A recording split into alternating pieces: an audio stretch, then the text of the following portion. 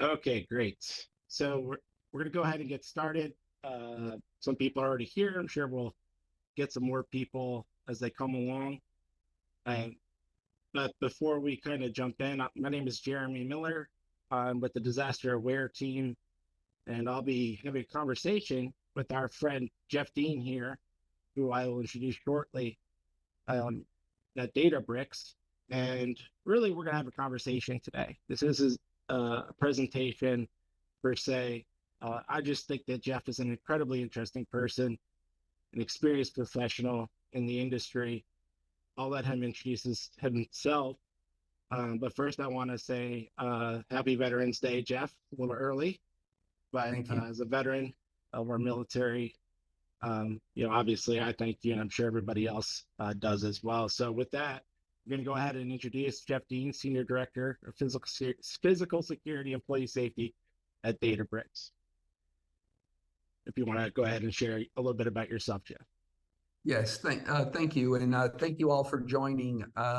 As it states here, I started my career as in counterintelligence. And reflecting back on that, I'm going to date myself a bit. It's actually 40 years ago this month that I was a young sergeant in the Marine Corps, and I transferred my occupational specialty over to counterintelligence.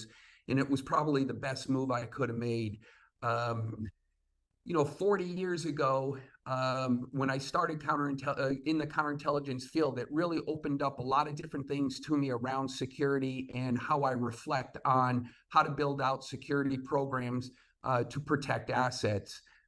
It really gave me the perspective of the adversary looking at what are the objectives. So through my career, that's how I've approached things, as the adversary looking at objectives. And over the 40 years, if you think back 40 years ago, I started security when there was no internet. We were just getting into computers. And having lived in the security industry since then, there has been much that had to evolve as the internet got involved with companies, and companies were expanding more internationally.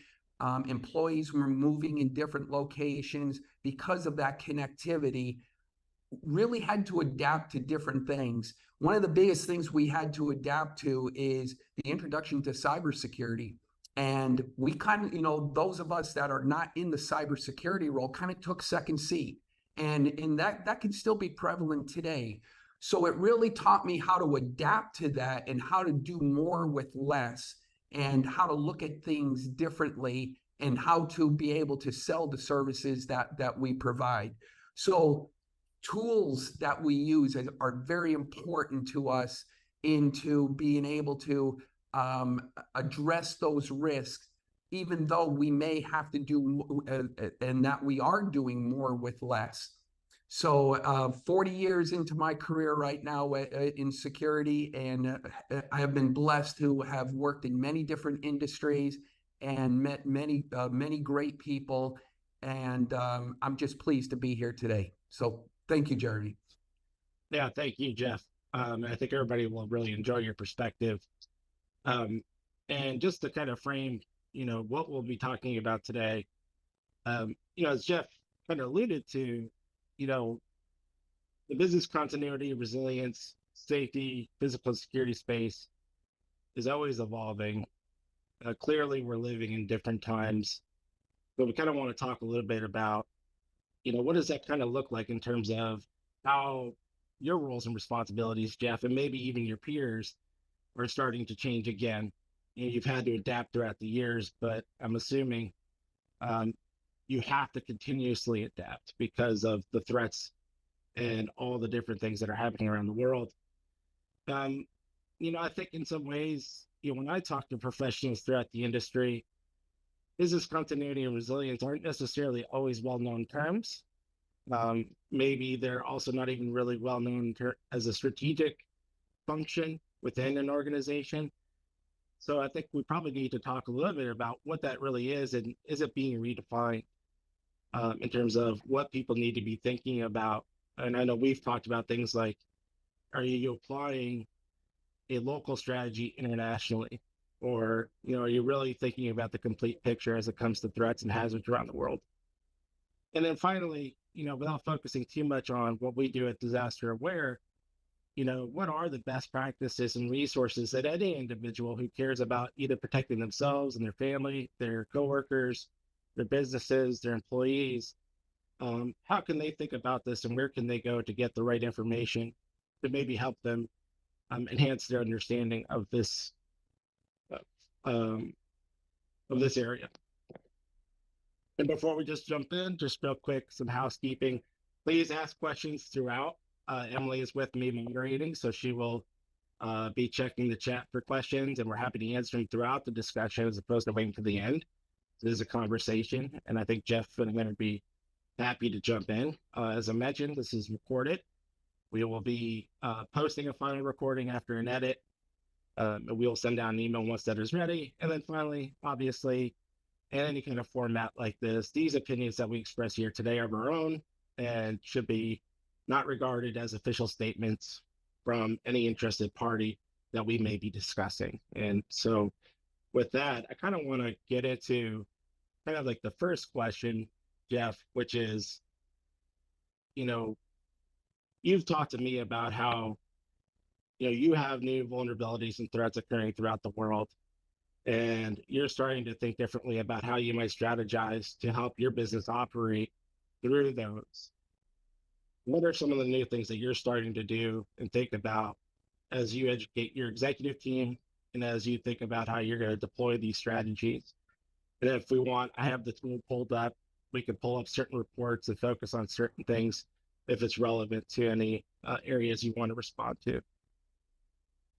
Yeah, well, thank you for that, Jeremy. The thing is about security and being in the field as long as I have is, it has evolved. It used to be the old gates, guns, and guards, and look where we have evolved to now, where we're responsible for international operations. We're responsible for employees that are now scattered around the world.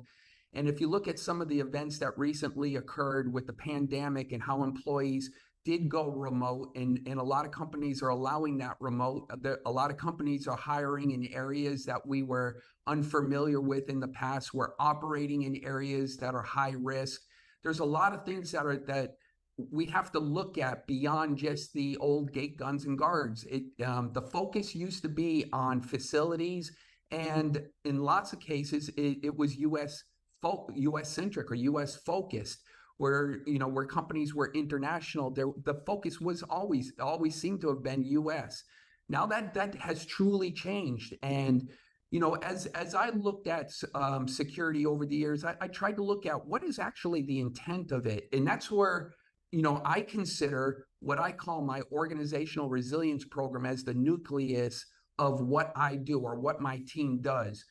Security is really about organizational resilience, and we've adopted the motto of enabling business. When somebody says to me, "What does your team do?" in a quick sentence, it's two words: we enable business.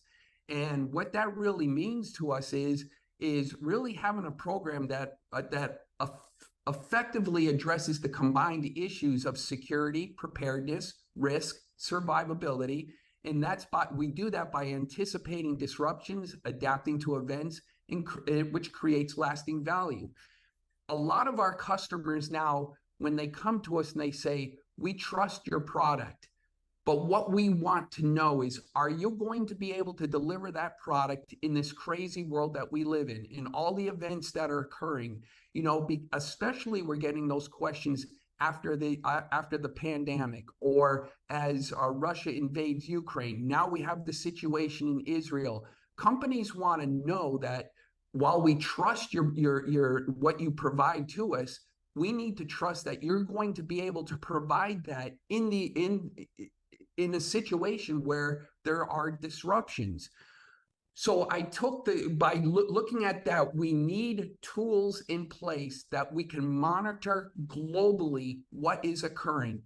And when I say globally, again, a lot of companies were focused on their facilities or their employees that are assigned to facilities, where now I have employees that are nowhere close to facilities. I myself worked remote in Houston. The closest site that I have is Dallas, 350 miles away.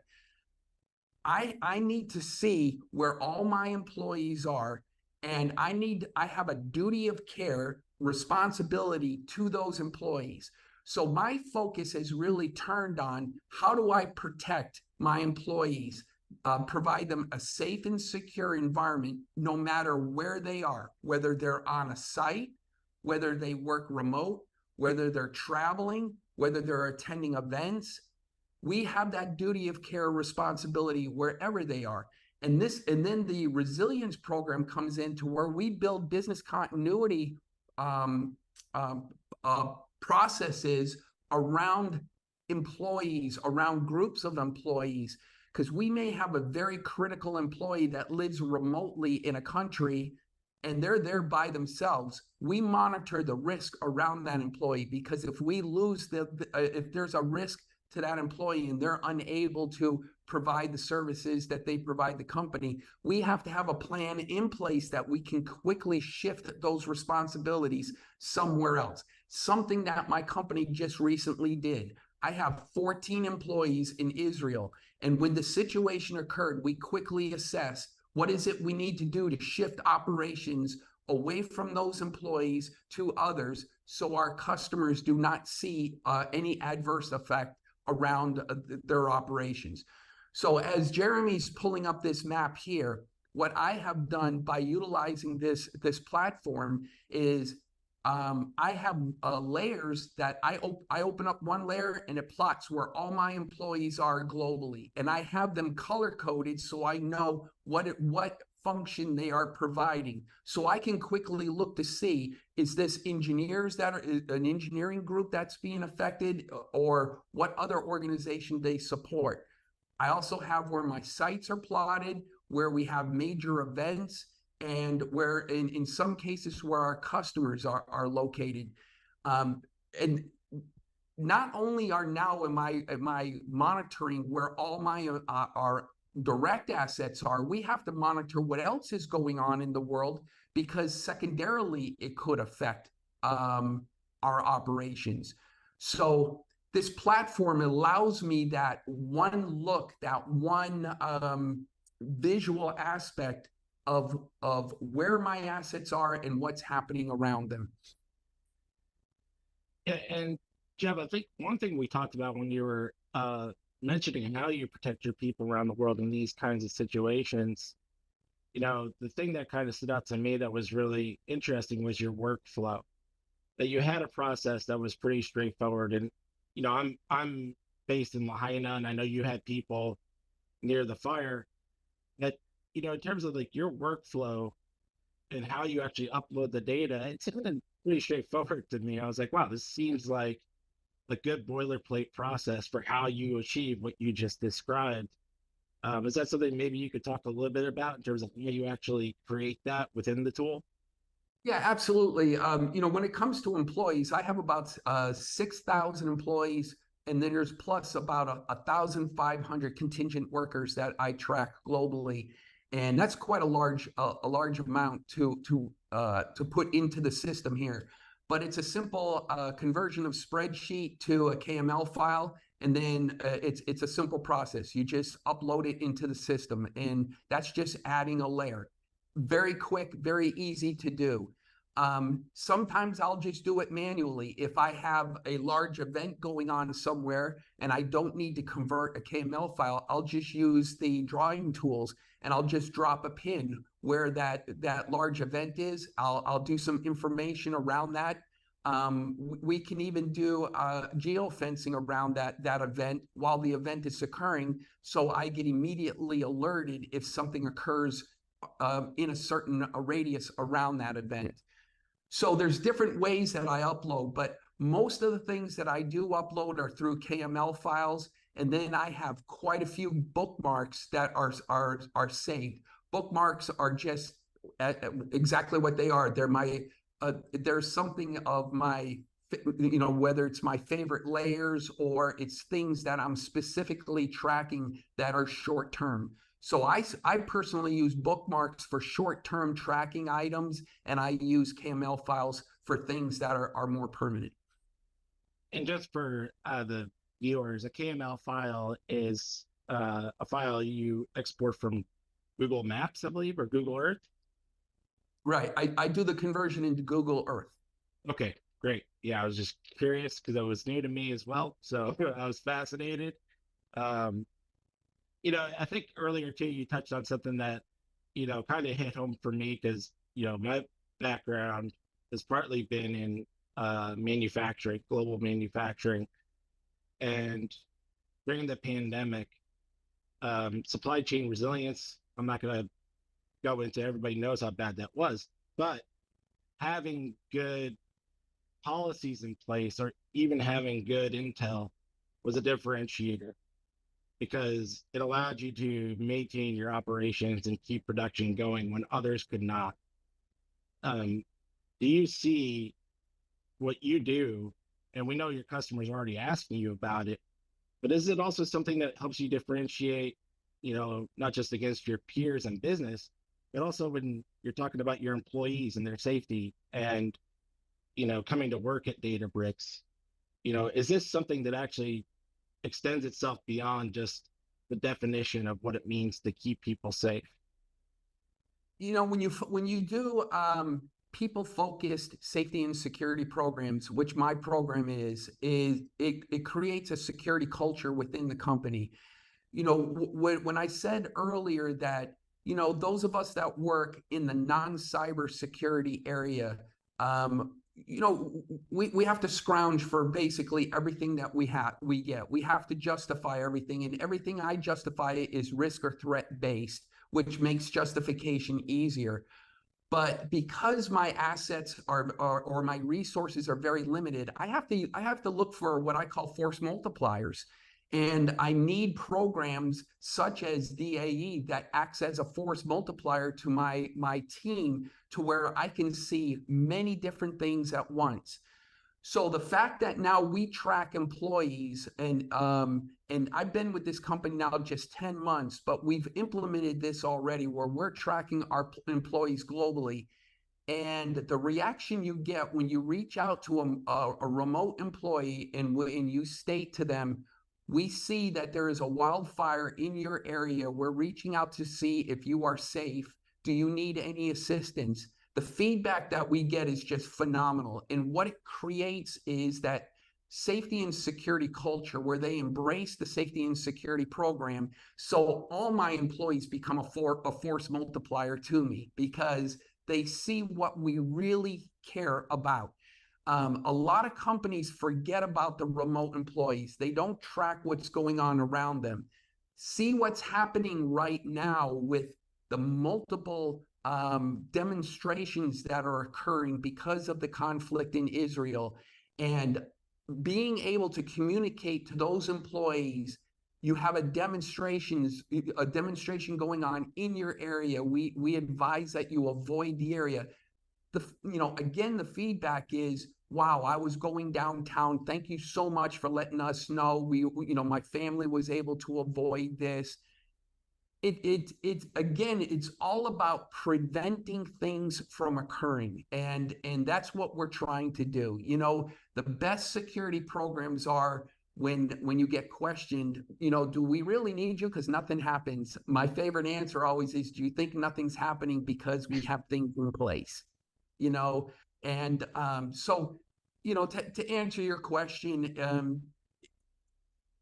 it creates a culture that people do embrace. And when they do embrace that level of culture, that's that value add that employees get, that they do feel safe when they're conducting business for our company. Yeah, it's a great story, Jeff. And I know personally when even the simplest gesture from my employer on, making sure that I'm safe and protected always felt really good. But never did I see anything to the level of what you're doing. It was generally, generalized bulletins, that went out to everybody in the company, no matter where you were in the world, but still, just even something like that felt like they at least cared a little bit. I kind of There, want to. yeah, Oh, a please go very, ahead. if I make, Jeremy, I'm sorry, but it is a very important tool, especially for our travelers too, because when we have employees traveling to countries that are unknown to them, that they're in a new culture. They need to know that if something happens, we're going to be there for them, that we can help them prevent things from occurring. And the tool here does provide us that advanced information, so we know what mitigation measures we need to provide to our travelers, such as should we avoid using public transportation and get them secure ground transportation. We've identified areas of cities, and we will provide maps to our travelers saying, while you're in this city, avoid these areas because they're high risk areas. Avoid using this type of transportation. And we pull all this information off of this platform. That's a great point you make, because I was talking to the director of operations at the PDC, Aaron Huey, and we were talking about uh, Hurricane Otis that occurred in Acapulco. And she kind of said something similar to what you're describing, which is part of the reason why those things can be so catastrophic in those kinds of areas is because you have such a large concentration of people who are not from there. You have Mhm. tourists that are from there. They may not speak the language. They do not know the customs. They do not know where to go. It obviously that's a negative force multiplier, but it compounds the problem in a way where you start to have a really big issue. And I think that's important what you called out, which is, yeah, when you're traveling, if something bad happens, you don't know what you're supposed to be doing, right? That can create a lot of anxiety in the best case scenario. In the worst case scenario, obviously you become trapped or you can't figure out how to get to safety. So that's really interesting. Um, I did want to go back to kind of like the foundation of what I would consider like this space. You're an expert. You've been doing this for years. Um, you can intuitively know how to not just execute, but to find new opportunities to scale. But for the casual observer or somebody who is not as familiar with this space, you know, what are some ways to start to chip away and take small steps towards maybe building a business continuity practice or starting to build procedures, even if it's just a team within a company that does have a background in this area, getting together and really trying to think about what does it mean to start to develop programs like you have? Like, where would be a good place for them to start to think about this?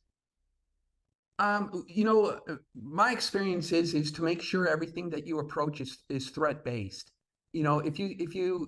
There's we've got to get away from the cookie cutter concept of security and look at different areas and identify what are the threats, what are the vulnerabilities for those areas. And then when you approach things threat based, one of my favorite things to do is walk towards senior management and say, we have this risk. Here are our vulnerabilities. These are the mitigation measures it's going to take to reduce those vulnerabilities. Do you want us to move forward, or are you willing to accept that risk? And a lot of people aren't willing to accept the risk. So you are able to get a lot of things done, and you're able to justify and really not only for yourself justify what are the right mitigating measures for the risk, but also for the company justify the resources needed to mitigate those risks. As we're all aware, there are some risks that you're not going to eliminate risk. But that's where the continuity and the organizational resilience program comes into play. For example, you can't eliminate natural hazards, but what you can do is properly prepare for them. Are our offices properly prepared to minimize damage, to minimize things? Are we actually located in the right areas? That's what I love about this tool is the different layers that it provides you to where if we're thinking of opening a new office, where do we want to open it? Where do we want to avoid? What are all the different hazard levels? Everything from earthquakes to even volcanoes to is there a flood threat there? Is there a tsunami threat? And we take all of that information and we pull it all together. In those areas or in those things that you cannot eliminate risk, because the only way to eliminate it is to completely avoid it, which is not probable. That's where you have your business continuity plans. Those plans are there that we recognize that there's going to be risks, and if the probability is high, or the likelihood is high that that risk may occur, what would be the impact? The business continuity plans minimizes the impact because you're prepared to either move operations, move people, do what you have to do in the event that situation is to occur. Yeah, I think that's a good segue into my next question, which is, your leadership team. I know you work closely with them, but how do they consume this information from you? I know you've shared with me at great length the various ways that you communicate risk and the overall impact, but what are some great ways to actually, talk to your leadership team about these sorts of things, and what kind of tools do you like to use?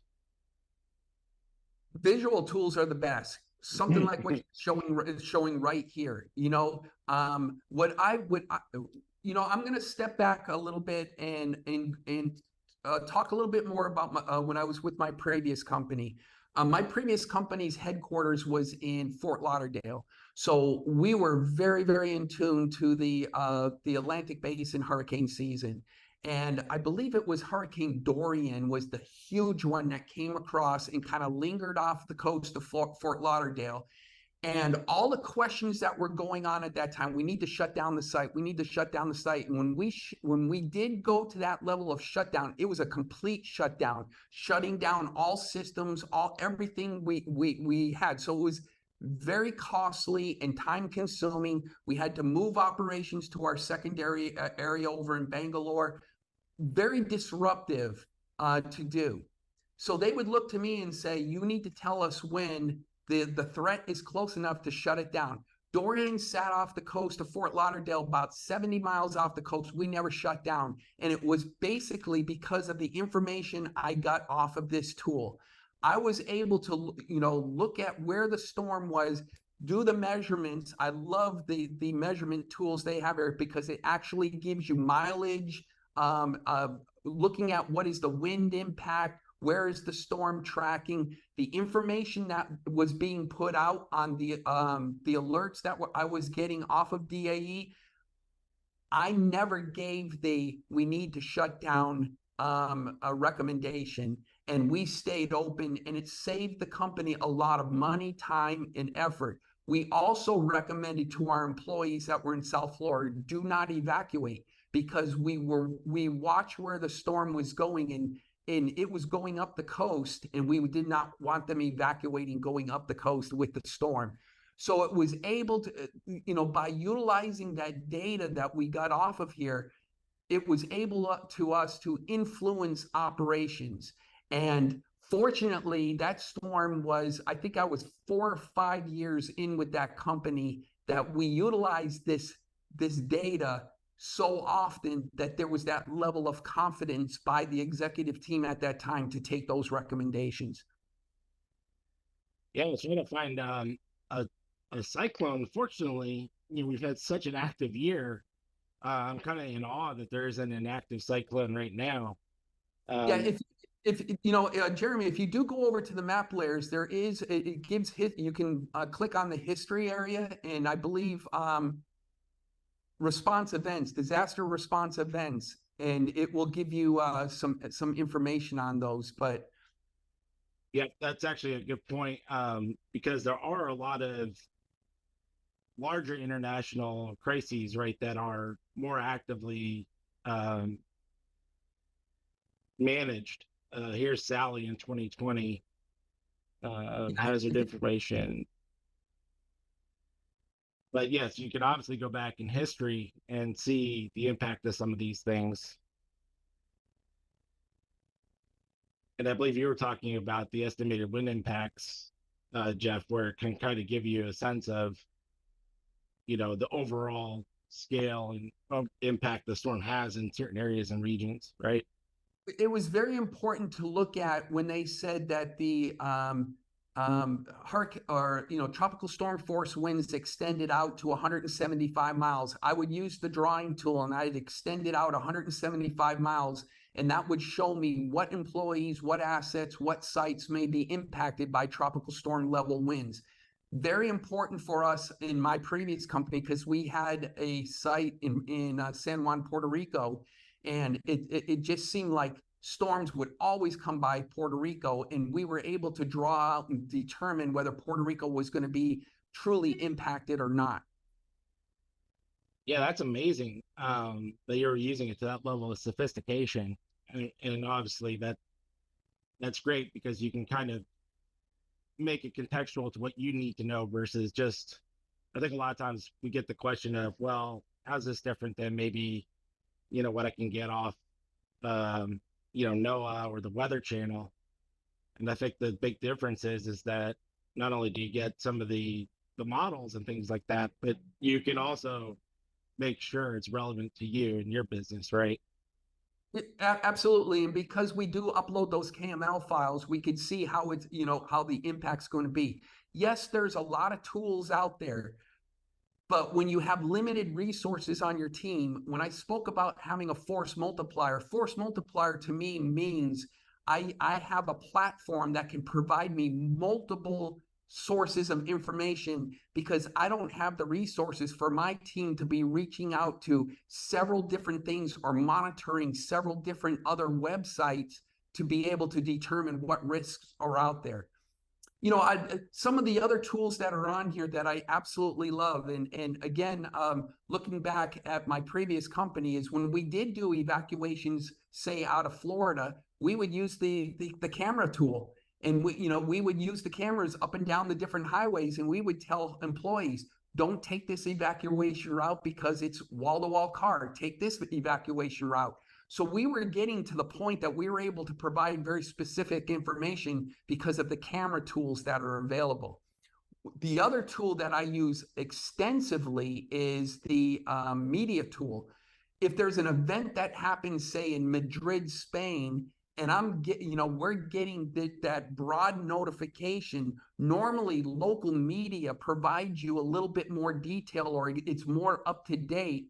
Utilizing the media tool, I'm able to go into that local media and get that information before it hits any other larger media. So a lot of great tools on here that you're able to utilize if you just get creative. This is such an innovative tool that, I've been involved with it really from almost its onset, and I've had the opportunity to grow with the tool. And I think one of the best things about my interaction with you folks is you listened to what my needs were, and you were willing to see, can we make the tool now do this? Can we add this layer in there? I have suggested certain layers that I use, such as the State Department travel advisories. You were able to add that layer in there. So now I don't even need to go to the State Department advisory. I just pull it up on this tool. So it really has become that true force multiplier that I needed, especially now that I'm with this new company, Databricks, and I'm now again building out a new program, building out a new team. I have to have this type of tool to provide that level of safety and security to my employees globally. Yeah, I appreciate that, Jeff. And I think you raise a good point, which is like most things that you do strategically, it's the combination of information, and it can be different every time you look at it, but having it all there so you can get the right kind of context and the situational awareness is, obviously a tremendous value. And, I pulled up one of the cameras here in Florida, all that's real time. And obviously, like you said, if you can see with your own eyes what is happening in a given location, that it without being there, that's tremendously useful. And, this is a global product. And so there's all sorts of regions throughout the world where you can get that kind of awareness. Um, Yeah, we started this conversation about what is the best way to present it, and it's the visual. I mean, I take screenshots of this system all the time and use it as take a look at what we have. A good example with my new company, our headquarters is in San Francisco. We have a couple of major events going on in San Francisco next week, but guess what else is going on next week in San Francisco is the APEC. You got all of the Asia Pacific leaders coming in for a huge meeting there. So we're going to have country leaders, including our president, I believe it's 21 or 22 different countries. So they're already talking about road closures and diversions and things. So what we did is we pulled up the map here, and we were able to use the tool to identify what areas are going to be closed, and then shared that with our employees and shared that with those that are traveling there for our event, that these are going to be the disruptions that are going on in that area next week during this international event. and I'm curious too, like, you know, there are other types of like infrastructure layers here. And you mentioned earlier, be able to route people to the right places to, if something like that happens, do you also, leverage these sorts of layers for planning and, just making sure travelers and things like that are being directed to the right areas? Oh, Um, absolutely. Absolutely. yeah, The ones that you have pulled up right here on global layers, and you've got airports checked off, but if you look there, there's also hospitals, there's emergency operations centers, clinics. Anytime we have an event and my team does the risk assessment for the event, this is the tool we use. And just by clicking on that, we're able to see what are the closest airports, what are the closest hospitals, emergency centers, where are the things that we're going to need to be able to support our employees. Also, very important when we're looking at site selection, when we're determining should we open a site or can we open a site in these areas. My team now not only provides here's the risks, the safety security risks, but here's also the infrastructure that's around it. How close are the airports? How close are the train stations? How close are all those different things that helps our executive team decide what is the best area for us to focus in. But these tools here, absolutely, these are very critical to us anytime we do an assessment of where we have events, or even for our travelers. We monitor very closely when our travelers go to what we consider high risk countries. Any country that is listed level 3 is considered by the U.S. State Department. We consider it is a high risk because it's a reconsider travel. We provide them all this information in their pre-travel security briefing of where's the closest hospital, what's the closest airport, here's the airport you're flying in, what are the alternate airports, all those different things that we're able to pull off of this program. yeah, that's awesome. And it wouldn't be a at-home webinar without a dog barking, thank God. I was worried that we wouldn't get that one in, but we checked that box. As we're getting kind of closer to time, I just want to check and just make sure, Emily, that we don't have any questions from the group online.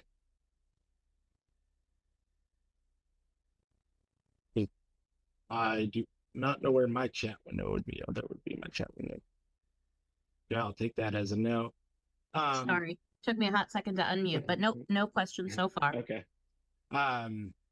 Yeah, and for anybody on the line, please ask questions. I mean, Jeff is obviously an amazing resource, and just to be able to pick his brain, I think is such a luxury for us to do at this point in time. But I will let people gather their thoughts if they do want to ask questions. But in case, I kind of want to wrap up here and really talk about some of the ideas that we kind of talked about, which is that the modern business, to me, if I hear you correctly, Jeff, not only needs to be very involved in understanding how to operate in an uncertain world and environment, no matter what you want to call that, resilience and business continuity, risk management. It's not just something you need to do. It's something that's good for your business. It's something that helps you be strategically competitive.